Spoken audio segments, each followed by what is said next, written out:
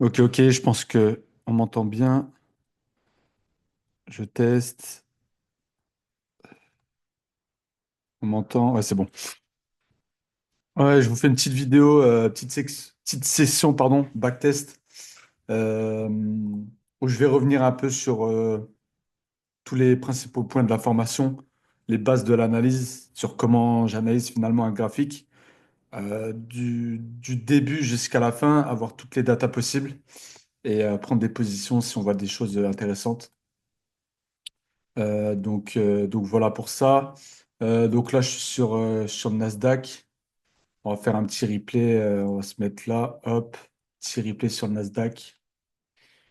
Euh, donc ça, c'était quand? Ça, c'était début janvier. Donc première semaine de janvier, on démarre l'année. Donc voilà, je vais commenter puis voilà. Alors déjà, je me mets donc toujours partir de la time frame la plus haute à la time frame la plus basse. C'est-à-dire qu'on va venir rentrer dans le prix. C'est-à-dire qu'on va regarder dans un premier temps sur un zoom plus large, qu'est-ce que le graphique nous donne, vers où il tend à aller, quelle est sa configuration. Donc là, on voit qu'on est clairement dans une tendance qui est haussière. On voit des points hauts de plus en plus hauts, des points bas de plus en plus hauts. Là, on commence à voir une perte de momentum en H4, on voit que là, on commence à faire des points bas plus bas que les précédents, mais des points hauts, pardon, plus bas que les précédents, mais les points bas sont respectés. Je vais retirer ça. Ensuite, euh, donc là, ce qu'on peut déjà tracer en H4, c'est les zones. Donc là, première zone, on a la deuxième zone ici. Je trace des zones, pas des droites. Pourquoi? Parce que vous voyez que la zone, je préfère être plus large en fait. Et vous voyez que là, par exemple, donc là, je vais venir faire, je vais le faire une fois, mais vous aurez capté pourquoi je trace des zones. Euh, Là, il y a première touche, là, deuxième. En fait, les zones, c'est vraiment des points, bah, des zones où le prix vient extrêmement travailler, extrêmement buter, au moins 3 fois minimum. Là, en l'occurrence, c'est le cas. C'est pareil ici, vous voyez, une belle touche. Là, en plus, c'est un equal, on appelle ça un equal low, ça veut dire que, même pas, ça n'est pas un vrai, mais quand ça rebondit vraiment au même endroit, quoi. Vous voyez que le prix, là, il clôture vraiment au même endroit, donc à 20 815 environ. Ah, donc ça aussi, et moi, je prends la mèche, comme ça, je suis plus large. Et je sais que là, il y a des liquidités à aller chercher. Là, si on va plus loin dans le passé, vous voyez que ça a été énormément travaillé ici, ici. Ici en guise de support, support encore, encore support et pivot pour aller partir chercher la TH. Donc c'est vraiment deux belles zones. Ensuite, donc ça c'est mes zones qui entourent le prix, j'entoure toujours le prix. Donc mon prix il est là, moi j'entoure le prix avec mes zones. Et après ce qu'on peut déjà tracer pour plus tard, euh, donc c'est le plus haut ici à aller chercher et en bas ici. Voilà. Donc ça, c'est quand, si jamais donc ça vient à péter la zone, soit du bas, soit du haut, on a déjà nos principales zones d'après, tu vois. Là, pareil, on travaille énormément ici et on fait on supporte bien le prix. Donc là, j'ai mes 4 zones. Hop, voilà. Donc voilà, ton prix, voilà, tu quadrilles le marché dans un premier temps. Je vais retirer le. Attends, comment? Voilà. Non, c'est pas ça que je voulais faire.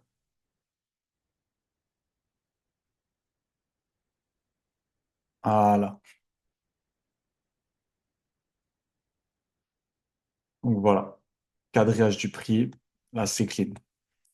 Pour les indicateurs, en vrai, il y a juste besoin des moyennes mobiles et du RSI. C'est les deux plus simples, c'est les deux plus performants pour moi, enfin les deux plus pertinents. J'ai rajouté Ishimoku, j'aime bien Ishimoku pour surtout regarder le nuage, les croisements de nuages, les croisements de span dans la Chikou et la. Je vais pas rentrer dans les détails, mais en gros, c'est comme des moyennes mobiles un peu plus précises, plus proches du prix, on va dire. Toujours intéressant. Mais en vrai, on pourrait même l'enlever. Vous savez quoi, je vais l'enlever pour la vidéo. Moins il y a d'informations sur ton graphe, plus c'est clair, plus c'est facile, on va dire. Pas facile, mais plus c'est ouais, c'est clair sur ton graphique et mieux c'est en vrai. Donc voilà. En plus, là, je vous ai mis un petit Canva, un petit background en gris clair comme ça. Avant, j'étais plus sur le noir. J'ai changé ça récemment, c'est pas mal, j'aime bien. Donc voilà. Ensuite, on rentre en H1. Donc, tu commences par le daily, le H4, le H1, M15, M5. Tu rentres dans le prix. C'est le plus important. C'est la meilleure façon pour moi de procéder. Euh, Parce que, en fait, quand tu commences par les low time frame, c'est, tu vas pas forcément voir qu'il y a peut-être une résistance, un gros support en daily qu'on vient d'aller chercher. Tu vas être trop focus sur le court terme et tu vas pas avoir la vision globale du marché. C'est vraiment important d'avoir la vision globale la plus pertinente possible. Et après, tu rentres dans le prix en suivant le marché. C'est pour ça qu'on commence par le gros et on rentre ensuite dans le prix. Tu prends l'analyse du gros, tu te fais un scénario et tu rentres dans le prix pour rentrer sur ce scénario-là. Tu vas pas en contre-tendance. Donc, cela étant dit, maintenant je suis rentré en H1. En H1, qu'est-ce que je vais faire? Je vais venir tracer mes zones les plus proches du prix cette fois-ci. Donc là, et je les mets dans une autre couleur. Donc là, par exemple, je vais le mettre en bleu. Ouais, comme ça.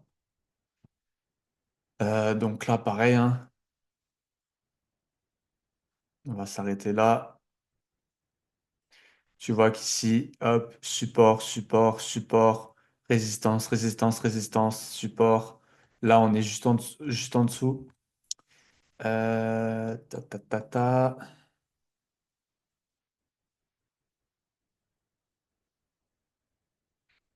Et après, vraiment, pour les autres, là, je trace des petites droites parce que là, je sais qu'il y a des mouvements à aller chercher.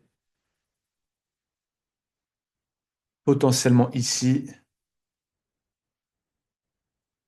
tu vois. Ça, je vais les mettre en rouge.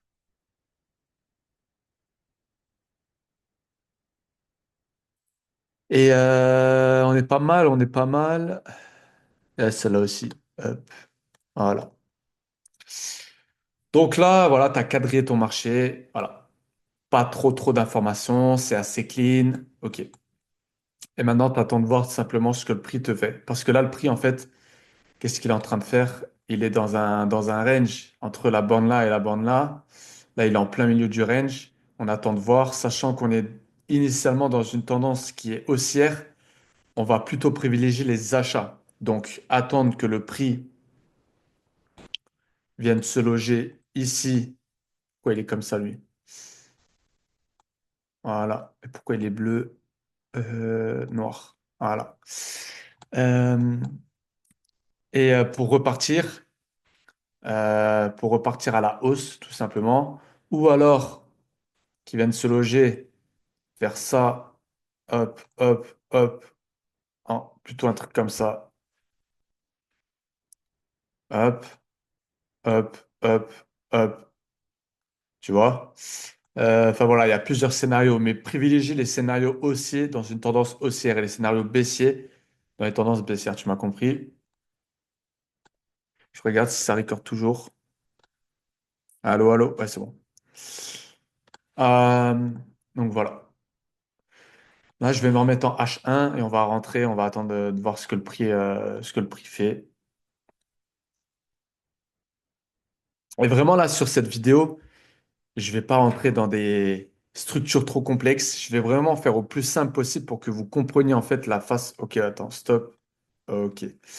Donc là déjà, première indication. Donc ouais, je finis ma phrase. Je vais pas rentrer dans des structures trop complexes. C'est vraiment pour voir, pour que vous compreniez en fait la façon de faire la plus simple possible et que vous commencez à dupliquer cette façon et ensuite rajoutez vous vos propres indicateurs pour venir confirmer ça.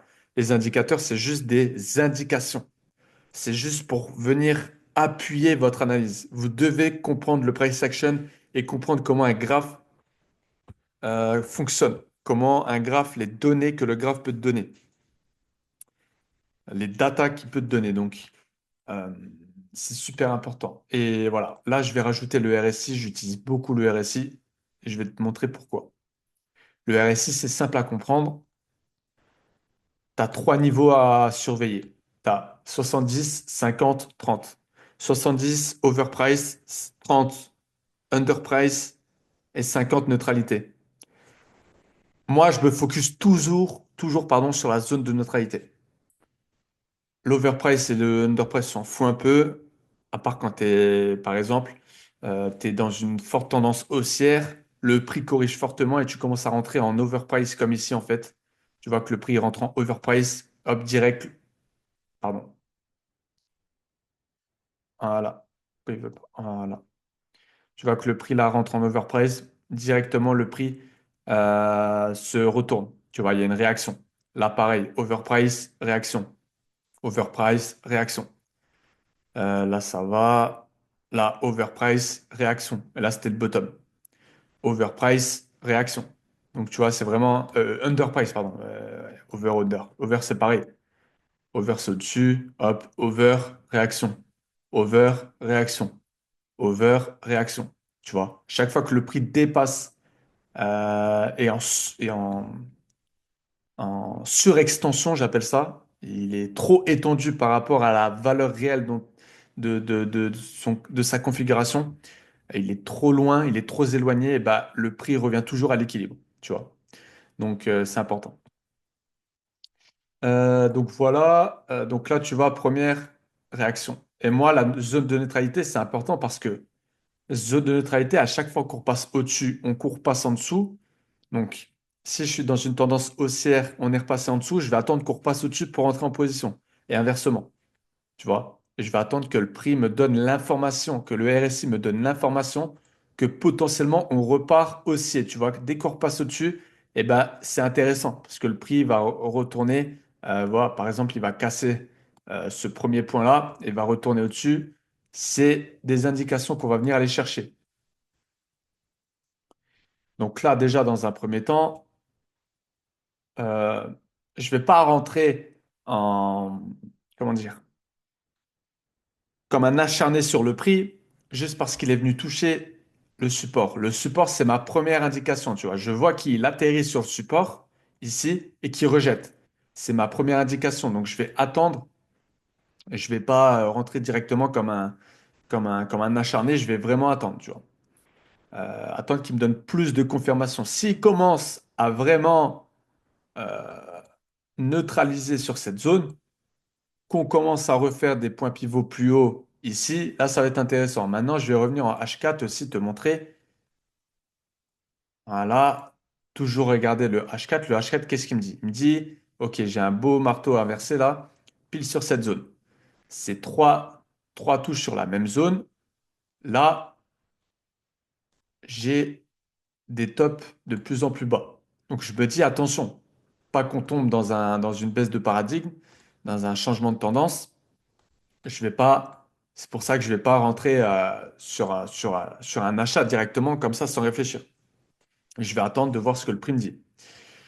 Donc en daily, je regarde, je reviens je vais pas revenir, je vais pas revenir parce que sur TradingView, quand tu fais un replay, des fois il te spoil et c'est dommage. Mais je vais m'aventurer pas plus haut que le H4 pour le moment. Voilà, dans tous les cas, tu vois que tu es dans une belle trend. Tu vois que la trend, hop, d'ailleurs, je vais la faire en, excuse-moi. Voilà, mettre en bleu. Non, pas en bleu.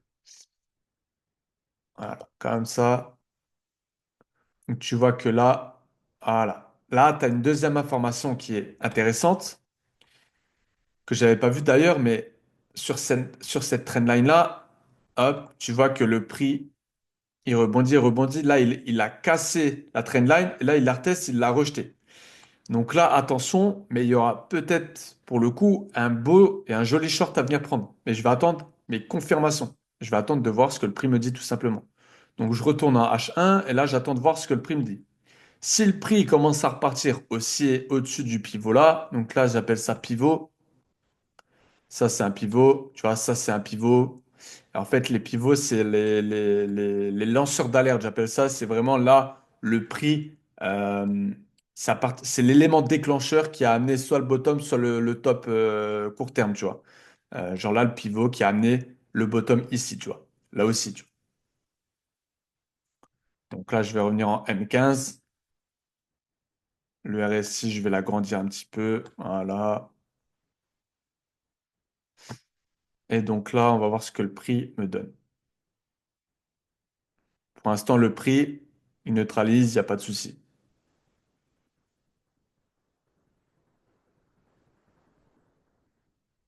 Ok. Donc là, déjà, tu as une autre indication, le prix. Donc là, il vient de casser, tu vois, le support. Donc là, changement de momentum. Là, clairement, on commence à repasser baissier.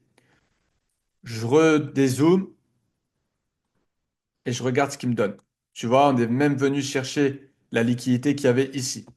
Donc ça, on est venu la chercher. On est venu chercher ça. Maintenant, est-ce qu'on n'est pas venu juste chercher ça pour fausser tous les acheteurs et repartir en force? Ce qu'il nous faut la liquidité, c'est simplement de la puissance de force supplémentaire pour repartir dans le sens inverse et piéger tous les intervenants. Là, tu vois, il y en a qui vont short. Ça se trouve, si tu te fais piéger, hop, le prix il peut simplement faire ça, aller chercher la liquidité, hop. Donc, piéger les acheteurs qui avaient mis un stop loss juste en dessous de la zone, donc par exemple un stop loss ici, piéger les vendeurs qui vont short ici et qui vont peut-être mettre un stop loss là, et toi tu repars, ça sort les acheteurs et les vendeurs. Donc ça te liquide les deux sens et ça repart fortement. Donc, hop, et là, qu'est-ce qu'on a? On a potentiellement donc là, regarde la bougie qui est magnifique. Là aussi, les bougies, c'est des indications supplémentaires.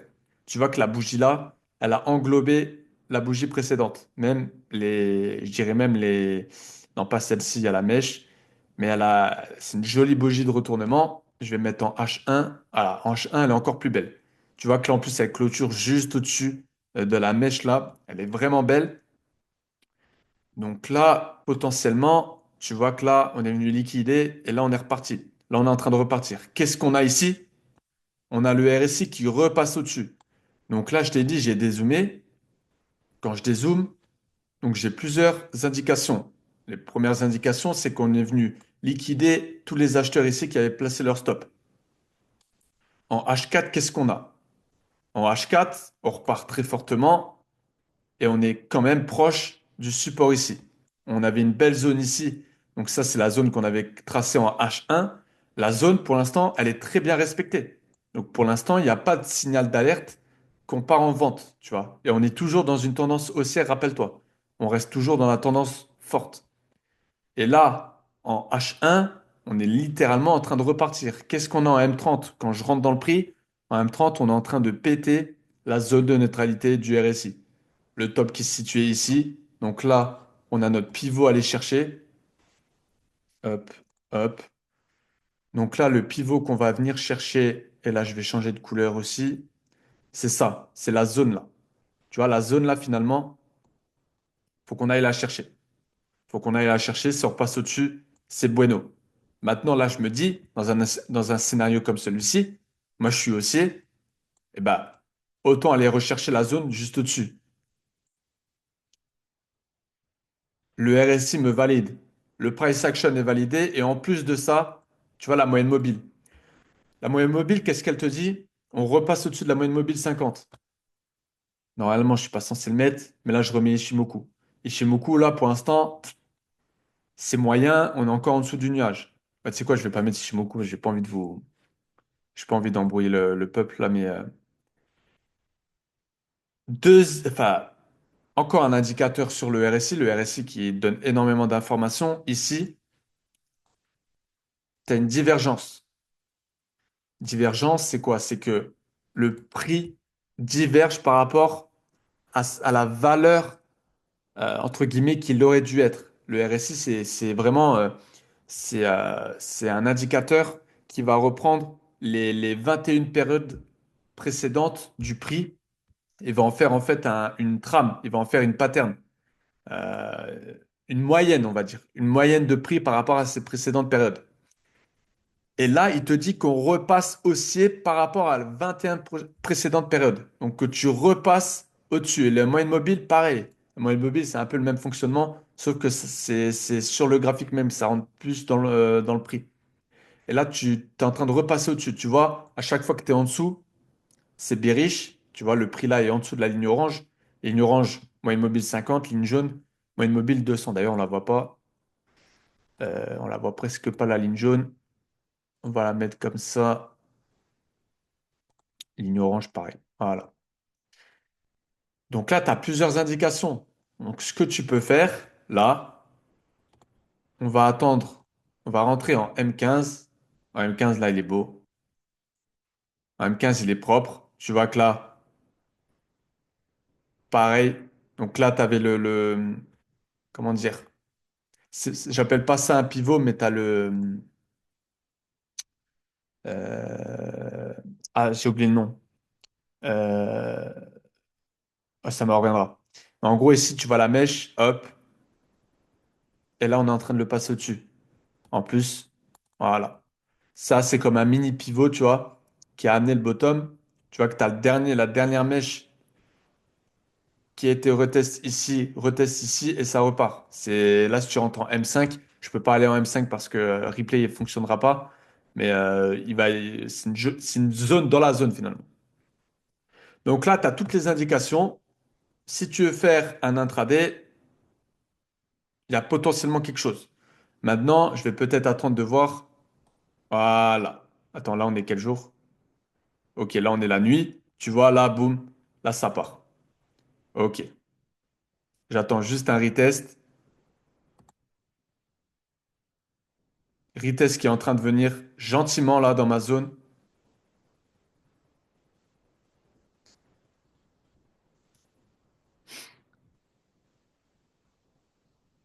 Ok. Donc là, tu vois, c'est très propre. Qu'est-ce qu'on a? Donc, je me mets en M30. Donc là, en plus, regarde. Tu trades l'indice américain. Tu es avec le marché. Tu es dans la bonne session. L'ouverture, il va y avoir l'opening américaine. Hop, elle se situe juste là, bullish. Juste avant l'opening américaine, qu'est-ce que tu as? Tu as, hop, retest ici du pivot, retest de la zone et le RSI qui repasse au-dessus. Si je me mets en M30, le RSI qui backtest, ouais, comment dire, qui backtest, non, qui pullback, je veux dire. Donc là, là, j'ai toutes mes indications qui me font penser qu'on va repartir à la hausse. Rappelle-toi, tu es dans un scénario de base qui est haussier. Tu as quadrillé ton marché, tu vois que là, ça respecte bien ton price action. Ton RSI est validé. Plusieurs indications du RSI, la zone de neutralité, la divergence. Et là, en M15, on repasse au-dessus de la zone de neutralité. On les pull back tous. Et là, le prix ouverture américaine, il t'annonce un gros volume haussier. Donc là, ce que tu fais, tu veux vraiment faire un trade assez safe. Tu as toutes les indications possibles. Tu mets ton long ici. Hop, tu vas aller chercher la prochaine zone, donc la zone très importante que j'avais signalée ici, tu vois, en jaune. Et si tu veux être encore plus gourmand, bah, tu vises la zone du dessus. Tu vois, on va pas être trop gourmand. Euh, on va se contenter de ça pour le moment. Tu vois, hop, tu mets ton stop loss tout en bas ici, en dessous des liquidations, parce que de toute façon, là, la liquidité a déjà été prise. Si on viendra pas la reprendre. Si, si ça repasse en dessous de ma zone, si ça repasse en dessous de ça, mon scénario, tu es d'accord qu'il n'est pas valide. Il n'est pas valide, donc je prends mon stop loss. Moi, je vise vraiment, voilà, bim. Voilà, là, tu as un beau ratio de 2. Voilà, on reste là, ratio de 2. Euh, donc, dans tous les cas, mon scénario, moi, c'est celui-ci. Parce que j'ai mes indications, etc. Hop, il y a juste en H1 qui pue un peu, mais je vais jouer mon scénario. Pour moi, le scénario là, il est clean. On a la prise de liquidité. Là, ce que tu es en train de faire, en fait, c'est tout simplement une pattern comme celle-ci.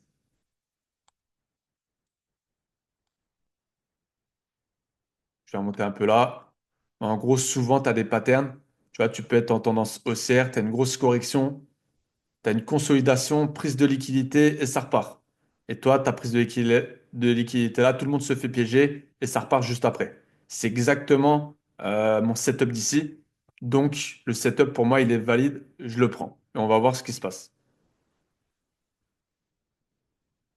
Ok, donc il est venu retester encore ici. Tu vois, ça, je m'y attendais pas. Et voilà. Et là, il part juste après. Donc, qu'est-ce qu'il m'a fait? Donc là, il était quelle heure? Ok, donc là, c'était la nuit, c'était avant l'opening asiatique. Donc, il est venu me rechercher la ligne bleue ici. Hop, donc si je rentre dans le prix, t'as encore plus joli l'entrée là en vrai. Tu vois la zone que j'avais tracée en H1, il est venu la rechercher ici. Il l'a touché deux fois et il est reparti. Et là, grosse bougie là qui confirme tout. Là, la bougie là, elle te confirme que ça y est, t'es dans le prix là. Donc là, même ce que tu peux faire limite, après moi, ce que je préfère là sur un ratio de 1 pour 2, c'est laisser ne pas prendre de profit pour le moment. Tu vois, juste, tu peux placer ton BE par exemple. Tu vois, tu places ton BE, au moins, voilà, le prix à la taille de ton stop loss, quand tu fais du 1 pour 2, il faut que tu mettes ton BE au moins à 1 pour 1. C'est-à-dire que si le prix a déjà parcouru, on va dire, la même taille en termes de pips ou en termes de pourcentage que ton stop loss, bah, place ton break-even, tu vois. Donc là, ça reconsolide.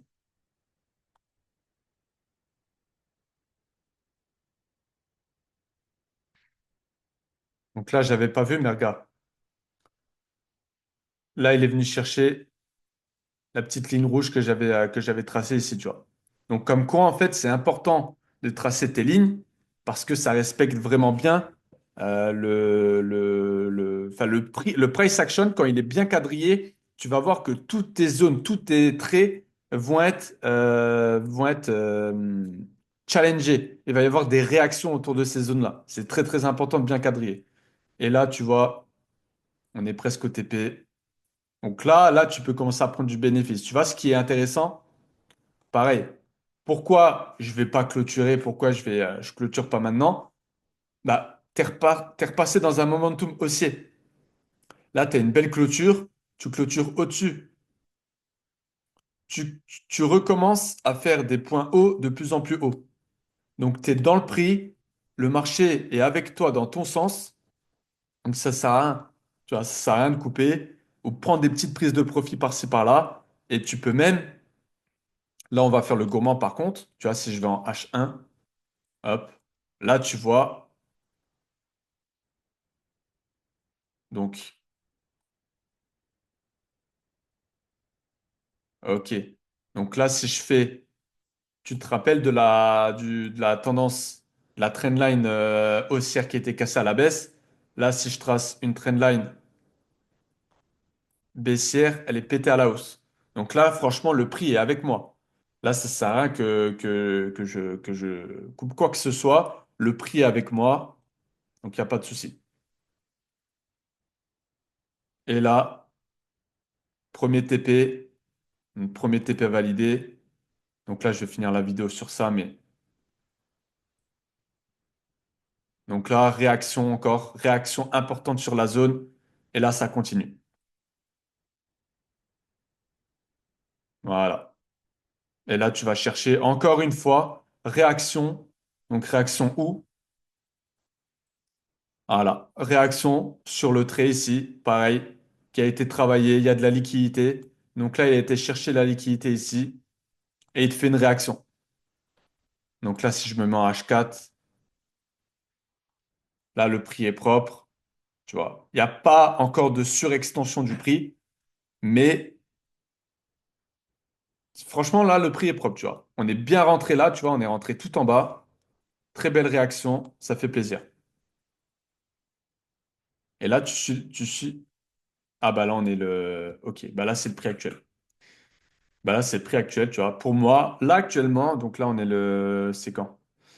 Ah, donc le replay est terminé. Là c'est le 24 janvier. Non, on est le combien? Ouais, on est le 24. Ouais, faut que je charge mon PC. Pour moi, le prix est toujours haussé sur le Nasdaq tant qu'on n'a pas de réel changement de structure. Réel changement de structure, ça serait un truc du genre, hop,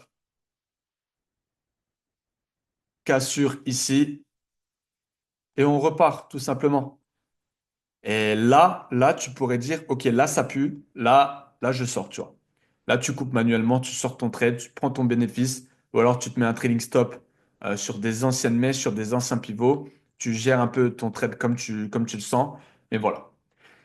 Donc voilà, en fait, tout simplement comment je quadrille le marché, comment je fais le price action. Après, bien sûr, j'ai d'autres indications, je rentrerai peut-être en détail. Il y a d'autres indicateurs importants à mettre en place. Ça va dépendre de la session dans laquelle je trade, ça dépend de l'horaire dans laquelle je me situe, etc., de plein de facteurs, s'il y a des annonces, etc. Mais globalement, tradant comme ça, tu peux déjà commencer à backtest et à renforcer ta stratégie au fur et à mesure. La chose la plus importante en trading, c'est vraiment de traquer tes résultats. Backtest, backtest, backtest à fond. Fais-toi ta propre stratégie. Au bout de 30, 60, 90, 100 trades, au bout de 100 trades, ok. Maintenant, je sais que sur telle paire, j'ai tel résultat. J'ai tel pourcentage de win rate. Je suis meilleur quand je trade le mardi plutôt que le jeudi. Je suis meilleur sur la session asiatique plutôt que la session américaine. Je suis meilleur sur un petit time frame M5, M15 pour prendre position. Je suis meilleur en scalping plutôt qu'en swing. Je suis meilleur, etc., etc. Il te faut toutes tes datas. Et une fois que tu as toutes tes datas, là, tu vas passer à un next step dans ton trading. Parce que tu vas te focus uniquement sur là où tu es le meilleur, sur là où tu es le plus performant. Attends juste une minute. Je branche le PC. Pourquoi il ne charge pas d'ailleurs? Parce que là, c'est important ce que je dis. C'est vraiment très très important de faire ça et ça va vraiment te passer à la vitesse supérieure en trading. Donc voilà, je vais arrêter la vidéo sur ça. N'hésitez pas à commenter, à poser des questions s'il y a des petits trucs que vous n'avez pas compris, je vous réexplique. Mais voilà. N'hésitez pas, je suis à disposition. Contactez-moi sur Instagram. Toutes les personnes qui veulent se faire accompagner, il y a le formulaire en description. Je vais prendre encore deux, trois personnes. Ensuite, je vais clôturer pendant un bon bout de temps parce que là, ça commence à être chargé au niveau de l'emploi du temps. Mais voilà, je suis à dispo. Contactez-moi si besoin. N'hésitez pas à poser vos questions. Et voilà. Je vous souhaite une très, très bonne soirée et je vous dis à bientôt.